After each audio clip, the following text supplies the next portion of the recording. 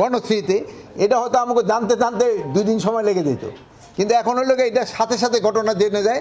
এই জন্য আমরা ভাবতেছি যে বুঝি আইন শৃঙ্খলা পরিস্থিতি বুঝি একটা খুব বড় ধরনের কোনো রকম হয়ে গেছে।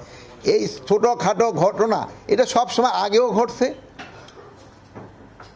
এখনও এই যে 2-1 দিন আগেও ঘটছে, এবং ভবিষ্যতে যেন না ঘটে এই জন্য আমরা কী কী ব্যবস্থা নেওয়া যায় এই ব্যাপারে আমাদের আলোচনা হয়েছে।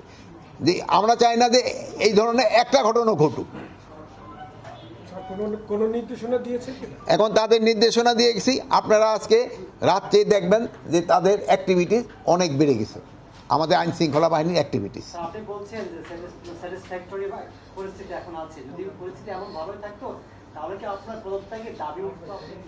এখন আর কি পদত্যাগের দাবি আমার, আপনি তো মাত্র কইছেন পদত্যাগ, আমার তো পশ্চিমলিকা হয়েছে, আমার দাফনও তো হয়ে গেছে, আমার কি এই পদত্যাগটা তো কম হয়েছে, আমার তো এই জানাজাও হয়ে গেছে। এই স্বরাষ্ট্র মন্ত্রণালয়ে চাকরি করার পরে হলো কি জীবিত থাকা অবস্থায় জানাজার সব পেয়েছি। আপনার পরিচয় দেন। আমার নাম শারমিন, আমি 71 কাজ করি। হ্যাঁ, চেনেন না কিছুটা হলো স্যার। যদি পরিস্থিতি সন্তোষজনক হতো তাহলে রাত 2:30 বা 3টায় স্বরাষ্ট্র উপদেষ্টা শোনান, এই জন্য বললাম যে আগের সিস্টেমে হলে রাত 2:30টায় আপনাকেও কিন্তু কাউরে খুঁজেও পেতাম না, কিন্তু আমি যে সময় আধা ঘন্টা আগে আপনাকে বলছি আপনারা কিন্তু সবাই যে হাজির হয়েছেন, যেহেতু আমরা জানি দিন এবং রাত আপনারা কাজ করে যাচ্ছেন।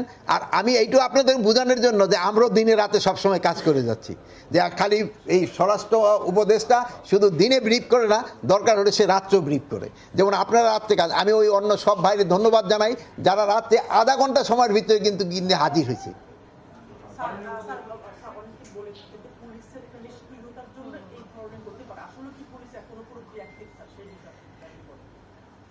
এখন হলো পুলিশ, আমি যে অবস্থা পেয়েছিলাম ওই অবস্থা থেকে কি আরো ভালো হয়েছে না?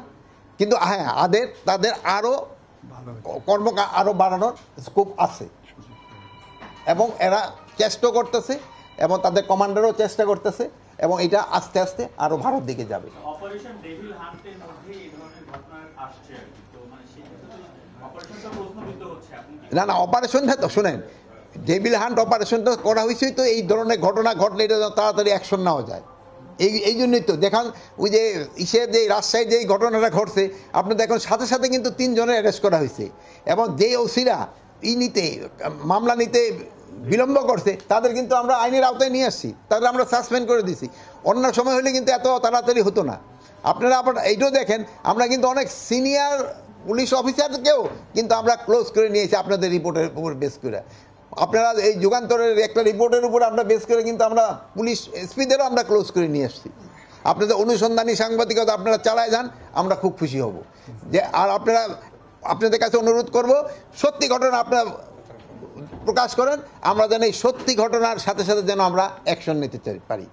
সত্যি ঘটনাগুলি যেমন আপনারা এই সময় এই বিদেশি মিডিয়া যে সময় আমাদের সম্বন্ধে অপপ্রচার চালাইছিল, আপনারা কিন্তু সেই সময় সত্যি ঘটনা প্রকাশ করেছেন, এবং এতে কিন্তু আমাদের উপকার হয়েছে, দেশবাসী উপকৃত হয়েছে। আমি এখনও আশা করব আপনারা সত্যি ঘটনা প্রকাশ করেন। অনেক সময় আছে 2-একটা রিপোর্ট একটু এক্সাজারেট হয়ে যায়, ওইটা যেন না হয়, ওটা হলে লোকজনের ভিতরে একটা অন্য রকমের রিপারকেশন হয়। যে সত্যি যে ঘটনাটা ওটাই বলেন। যেমন ধরেন আগের দিনে কি হতো, আমরা যে হারে দৌড়ে যেতাম একজনের কোনো কিছু হলে, এখন কিন্তু দৌড়ে নেয় যে ছবি উঠানো থাকে, কিন্তু ওই আগের দিন হলে কি দৌড়ে গিয়ে ওই লোকটা কিন্তু ধরে ফেলতো, হয়তো না? আগে কি করতো, ছবি উঠাতেছে। এখন হলো আমরাও কিন্তু একটু মানুষের মন মানসিকতা কিন্তু একটু চেঞ্জ হয়েছে। আপনারও একজন আরেকজনের বিপদে কিন্তু আগে আসতে হবে, নিজের অন্যায়ের বিপদে কিন্তু আগে আসতে হবে। এইটাও আপনার জনগণের ভিতরে এই সচেতনতা বাড়াইতে হবে।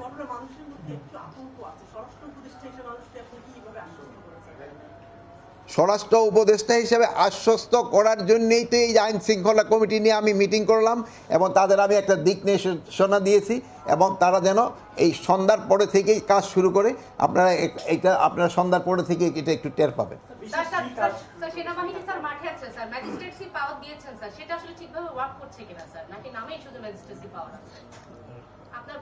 আমার ব্যাখ্যা হলো, যাকে যেই কাজ দেওয়া হয়েছে তারা সেইভাবে তাদের কাজটা করে যাচ্ছে। তো ভালো থাকেন।